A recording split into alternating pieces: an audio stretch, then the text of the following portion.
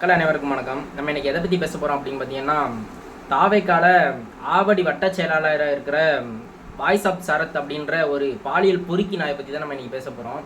அந்த பொறுக்கி நாய் என்ன பண்ணுச்சு அப்படின்றத வர வீடியோவில் பார்ப்போம் வாங்க.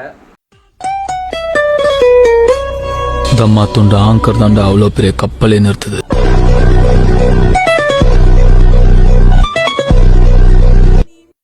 எல்லா போட்டோ வருது.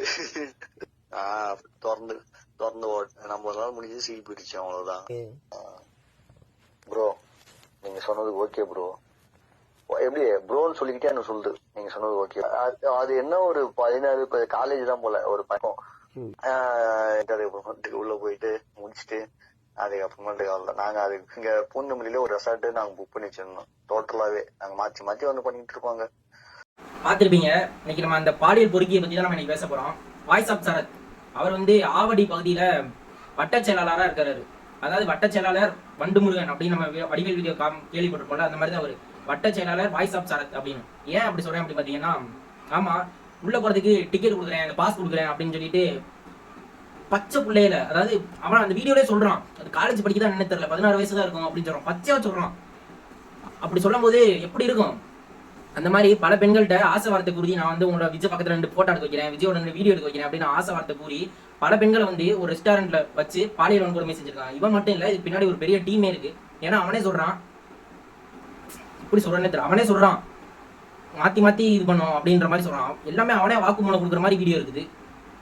இல்ல இதெல்லாம் சொல்றாங்க இல்ல, பெண்களுக்கு பாதுகாப்பு இருக்கு, பெண்கள் பெண்கள் பெண்கள் பெண்கள் விஜய், அதாவது தாவை கட்சி தலைவர் விஜய் பேசுறாப்ல, அவர் கட்சிக்குள்ளதான் நடக்குது, அது அவர் சரௌண்டிங்ல தான் நடக்குது.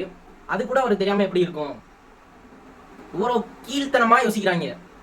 ஒரு ரசிகை அவர்கிட்ட போட்டோ எடுக்க போகுது, அதுவே பெரிய தப்பு தான்.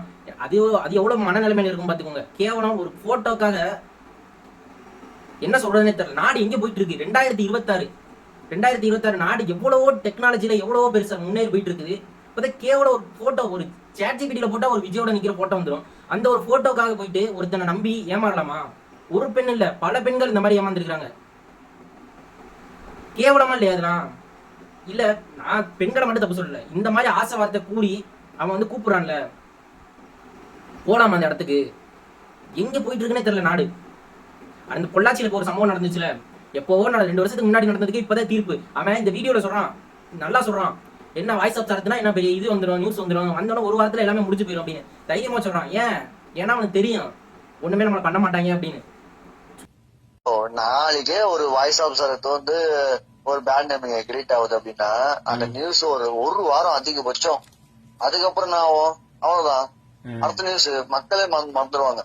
கொலை பண்ணி நான் தான் கொலை பண்றேன் அப்படின்னு சொல்லிட்டு கோர்ட்டு வாசல்ல நிக்கிறவனே அசால்ட்டா வெளியே விடுறாங்க. இதெல்லாம் என்ன அப்படின்னு நியூஸ் வெளியில வந்துட போகுது அப்படின்னு சொல்லி அவனுக்கு தெளிவா சொல்றான். மிஞ்சி போனா என்ன 2 வாரம் பேசுவீங்களா, 1 வாரம் பேசுவாங்க, அப்புறம் அவ்வளவுதான் மறந்துட்டு போயிட்டே இருப்பாங்க. திரும்ப வட்ட செயலாளர், அதுக்கப்புறம் மாவட்ட செயலாளர், அப்புறம் இந்த செயலாளர்னு சொல்லிட்டு போயிட்டே இருப்பாங்க மேல. இப்ப பாதிக்கப்பட்ட பெண்களோட நிலைமை ஒரு பெண் 2 பெண் இல்ல, பல பெண்கள் பாதிக்கப்பட்டிருக்காங்க. அவனே சொல்றான் ஒரு ரெஸ்டாரண்ட் ஃபுல்லா அப்படின்னு மாத்தி மாத்தி யூஸ் பண்ணணும் அப்படின்னு. மாத்தி யூஸ் பண்றது உங்க அக்கா தங்கச்சியில யூஸ் பண்ண வேண்டியதுடா. நான் ஜென்ரலா கேட்கிறேன், படிச்சிருக்கீங்கல்ல பெண்கள்னு இல்ல, மொத்தமாவே படிச்சிருக்கோம்ல. எதுக்கு படிச்சிருக்கோம்? சாதாரண ஒரு திரைக்கவர்ச்சிக்காக ஏமாறதுக்கு தான் நம்ம படிச்சிருக்கோமா? அதான் நான் கேட்கறது. திரைக்கவர்ச்சி அது ஒரு சாதாரண ஒரு இது, அது கடந்து போயிட்டே இருக்க வேண்டியதான். அவன் எலெக்ஷன் அடிக்கிறானா, ஓட்டு போடுறியா, சரி அவ்வளவுதான். அண்ணனுக்காக உயிரை கொடுப்பேன், இதை கொடுப்பேன்னு சொல்றீங்கல்ல, அந்த அண்ணன் உங்களை ஒண்ணுமே பண்ண மாட்டாரு. இப்ப தாவைக்க கூட்டத்துல போயிட்டு தான் ஒருத்த பைக்ல இருந்து ஒரு பையன் கீழே இறந்து போனாப்புல.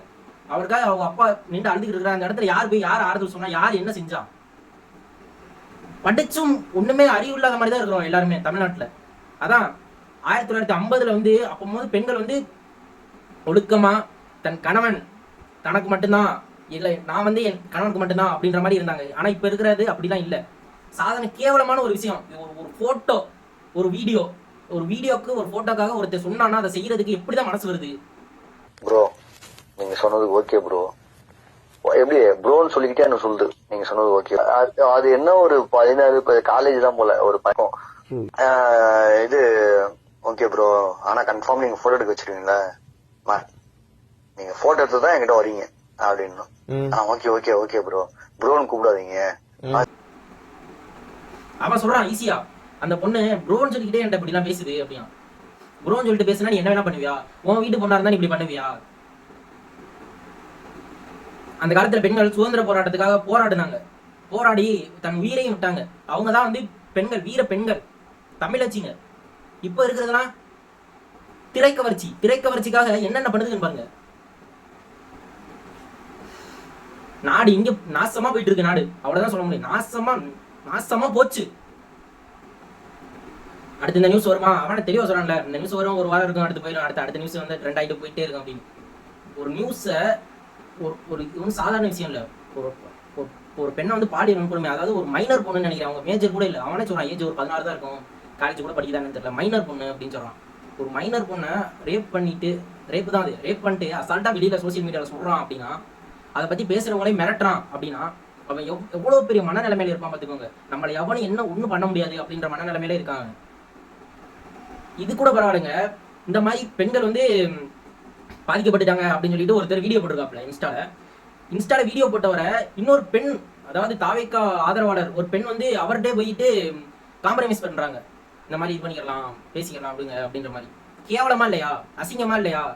சோத்துல உப்பு தானே போட்டு தின்றோம் எல்லாரும்.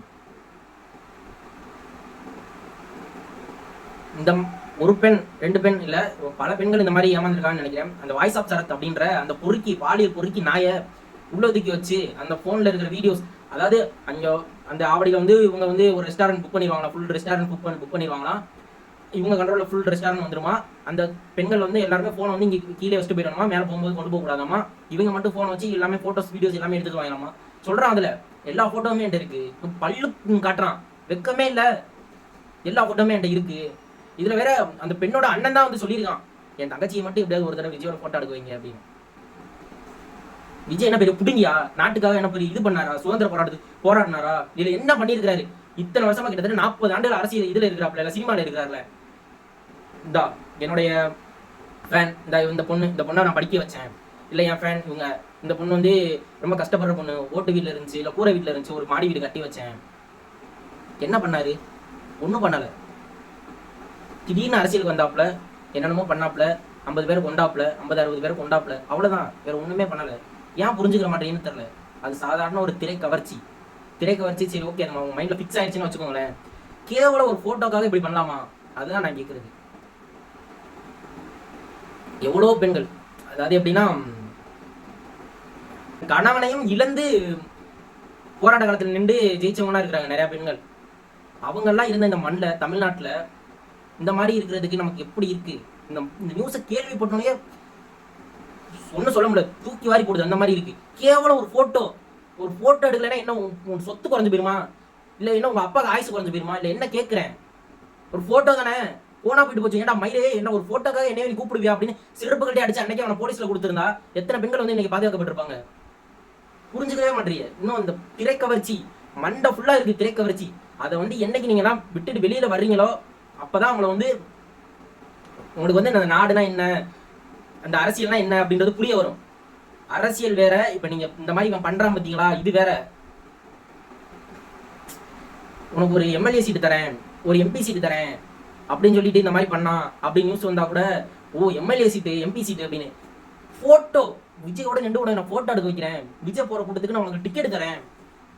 அப்ப பாத்துக்கோங்க அந்த பெண்களோட மனநிலைமை என்னன்னா, விஜய் விஜய் விஜய் விஜய் மண்டையில ஏறி தனக்கு என்ன நடக்குது அப்படின்றது கூட தெரியாத அளவுக்கு இருக்குங்க. ஆனா அதை பேச காமிச்சு வீடியோ போட சொல்லி அதுக்கு வந்து பேக்கப் கோயம்புத்தூர்ல மாவட்டத்துக்கு எல்லாம் பேசி விட்டு எல்லாமே பண்ணி கொடுத்து சண்டை போட்டு பாத்தியா ஐடியா பேக் பண்றேன், கொல்லாபு ரிமூவ் பண்ணிட்டேன். கொல்லாபு நான் ரிமூவ் பண்ணல அப்படின்ற நம்பவே இல்லை. அப்புறம் அப்படியே அதுக்கு என்ன ஆயிடுச்சு போகுது சரின்னு சொல்லி விட்டுட்டேன். அப்படியே ஆள்தான் சரி ஓகே, இது வாழ்ந்த வரைக்கும் லாபம். எல்லா போட்டோ வருது, ஃபாலோவர்ஸ் ஏற்றணுன்றதுக்காக உள்ள வந்தது. நம்ம கிட்ட பேச ஆரம்பிச்சது. அதுக்கப்புறமேட்டு வந்து நம்மளும் உதவி பண்ணோம். இது திறந்து நம்ம எல்லாம் முடிஞ்சு சீ பிடிச்சோம். அவ்வளவுதான். மொத்த ரெக்கார்டு கிட்ட ஏதாவது பண்றதுன்ற போற அந்த டைம்ல தான் வந்து வாய்ஸ் ஆஃப் சரத்தோட ஒரு வீடியோ ஐடியா இருக்குது, லீக் இருக்கு. பாட்டுக்குள்ள காட்டுறோம் போட்டு ஒரு போட்டோ ப்ரோ, என் ஃப்ரெண்ட்ஸ் எல்லாம் காட்டணும். போனே அவ்வளவு கிடையாது உள்ள யாருமே. நீ போன்ல வெளியே கொடுத்துட்டு தான் வரணும். அதனால நம்மள போன் மட்டும் உள்ள ஆடியன்ஸ் போன்லாம் யாருமே அவ்வளவு கிடையாது. அதனால வந்து அப்படியாவது வந்து சும்மா கண்டென்ட் வெளியே பண்ணணும். அது அவ்வளவு வெளியே இருந்தது. சப்ளை வந்து மீடியம் பண்ணும்போது இந்த மாதிரிலாம் நடக்கும், ஓகே ஆகும் அவங்களுக்கு அப்படின்னு. அவ்வளவுதான். எனக்கு 3 நாள் பிளாக் லிஸ்ட் ஒருத்தர் எனக்கு தான் பயம், ஒருத்தர் மனைவில சொல்ற போகுது அப்படின்ட்டு ஒரு பயம் வந்துருச்சு. ஐயோ பிளாக் லிஸ்ட் எல்லாம் போட்டு விட்டு போயிடுச்சு, காமிச்சு கிஞ்சிட போதுன்னு சொல்லிட்டு நான் பண்ணிட்டு லூஸ் மாதிரி நமக்கு மட்டும் டெலிட் பண்ற ஆப்ஷன் தானே இருக்கும், அதை டெலிட் பண்ணி விட்டேன். அதுக்கப்புறம் வந்து எனக்கு சரியான பயம். ஐயோ இதுக்கப்புறம் இது வேணாம், இந்த மாதிரி வேணாம் வச்சுக்கலாம் அப்படின்னு சொல்லி விட்டேன். வந்து அடுத்த வாரம் இவங்க அண்ணனே கால் அடிச்சான். எனக்கு அவன் கால் எடுக்கும்போது ஒரு பயம், ஐயோ இவன் எதுவும் கால் பண்றான் போல இருக்குது, மாட்டிக்கிட்டு விடுச்சான்னு தெரியல. ஒரு 2-3 கால் எடுக்கவே இல்லை. இப்போ அடிச்சுட்டே இருந்தான். அடிச்சுட்டு வாட்ஸ்அப்ல வந்தான், ஏன் ப்ரோ போன் எடுக்க மாட்டேங்கிற, எனக்கு திரும்ப வந்து ஒரு என் தங்கச்சி மட்டும் பாக்கணுமா ப்ரோ, எனக்குலாம் ஒன்றும் பிரச்சனை ப்ரோ, அதை மட்டும் பாக்கணுமா, ஒரே ஒரு டிக்கெட் மட்டும் எடுத்து விடு ப்ரோ. வந்துட்டு உள்ள என்ட்ரி ஆகிறதுக்கு முன்னாடி ப்ரோ நீங்க சொன்னது ஓகே ப்ரோ, எப்படி ப்ரோன்னு சொல்லிட்டு என்ன சொல்லுது, நீங்க சொன்னது ஓகே. அது என்ன ஒரு 14 காலேஜ் தான் போல ஒரு பக்கம். இது ஓகே ப்ரோ, ஆனா கன்ஃபார்ம் நீங்க போட்டோ எடுக்க வச்சுருங்களா, நீங்க போட்டோ எடுத்து தான் எங்கிட்ட வரீங்க அப்படின்னு. ஓகே ஓகே ஓகே ப்ரோ, ப்ரோன்னு கூப்பிடாதீங்க, சரிங்க சரிங்க அப்படின்ட்டு உள்ள போயிட்டு முடிச்சுட்டு அதுக்கப்புறமேட்டு நாங்க இங்க பூந்தமல்லியில ஒரு ரெசார்ட் நாங்க புக் பண்ணி வச்சிருந்தோம். டோட்டலாவே மாத்தி மாத்தி வந்து பண்ணிட்டு இருப்பாங்க. நாளைக்கே ஒரு வாய்ஸ் ஆஃப் வந்து ஒரு பேண்ட் நேம் கிரியேட் ஆகுது அப்படின்னா அந்த நியூஸ் ஒரு வாரம் அதிகபட்சம், அதுக்கப்புறம் நான் அவ்வளவுதான் அடுத்த நியூஸ் மக்களே வந்துருவாங்க. பெண்கள் மட்டும்தான் அப்படின்னா இல்ல, படித்த நிறைய பேர் அப்படிதான் இருக்கிறாங்க. நான் என்ன சொல்றேன் அப்படின்னா, அவங்கவுங்க பெற்றோர் இருக்காங்கல்ல, பெற்றோர் அவங்கவுங்க பெண் பிள்ளைகளை பாதுகாப்பா வச்சுக்கோங்க அப்படின்னு தான் நான் சொல்ல முடியும். நாடு ரொம்ப மோசமா போயிட்டு, கிட்டத்தட்ட இந்த 2 மாசத்துல மட்டுமே 20 ரேபிஸ்ட் கொலைகள். இதுக்கு மேல கேவலமான ஒரு இது தேவையே இல்லை.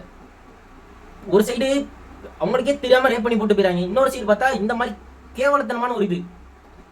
அவனாலாம் என்ன செய்யறேன்னு தெரியல. அவனாலாம் அது எப்படி சொன்னா பாருங்க, பல பெண்கள் இது பண்ண வீடியோலாம் இருக்கு, போட்டோலாம் இருக்கு அப்படின்னு சொன்னா அசால்ட்டா. நாளை பின்ன அந்த போட்டோ வீடியோ காட்டி அந்த பெண்களுக்கு வேற ஏதாவது பாதிப்பு ஏற்பட்டுச்சுன்னா என்ன பண்றது? அதனால அந்த வாய்ஸ் ஆஃப் சரத்ன்ற பாலியல் பொறுக்கிய கண்டிப்பா கைது பண்ணணும். கைது பண்ணி அந்த பெண்களுக்கு பாதுகாப்பு உறுதி செய்யப்பட்டுருச்சு, அந்த போன் உடைக்கப்பட்டுருச்சு, இல்ல போன்ல இருந்த வீடியோஸ்லாம் டெலிட் செய்யப்பட்டுருச்சு அப்படின்னு சொன்னா மட்டும் தான் அந்த பெண்கள் நிம்மதியா இருப்பாங்க. கேவலமா வந்து சொல்லிட்டு இருக்கான் அதை ஒருத்தவன்ட்ட. இப்ப மாதிரி ஆளுகளெல்லாம் நடு ரோட்ல ஓட விட்டு போடணும், அப்பதான் அவனுக்குலாம் அறிவு வரும். ஒரு கட்சி பேர், ஒரு கட்சின்றது எதுக்கு இருக்குது? மக்களுக்கு நல்லது செய்யறது தான் இருக்குது. அதை விட்டுட்டு இந்த மாதிரி பெண்களை கூப்பிட்டுட்டு இந்த மாதிரி பண்ணுங்க அப்படின்னு சொல்லி இருக்கிறாரு உங்க தலைவர், உங்க தாவேக தலைவர் விஜய் அவர் அப்படி சொல்லி இருக்கிறாரா? ஏதாவது ஒரு வீடியோ பெண்களுக்கு சப்போர்ட் பண்ணி பேசுறதுனா அவர் தான் விஜய் அவர் அப்படின்னு சொல்ல வேணாம். ஏன்னா அவர் பெண்கள் மட்டும் தான் பேசுவாங்க. அப்படி பெண்கள் பேசும்போது இந்த மாதிரி நீங்க ஒரு சீட்டு கொடுக்கும்போது நீங்க பெண்கள் என்ன வேணாலும் யூஸ் பண்ணிக்கோங்க அப்படி சொல்லி இருக்கிறாரா? எனக்காச்சும் என்னடா பண்ணிக்கிட்டு தெரியறிய? நாடு எங்க போயிட்டு இருக்குன்னே தெரியல.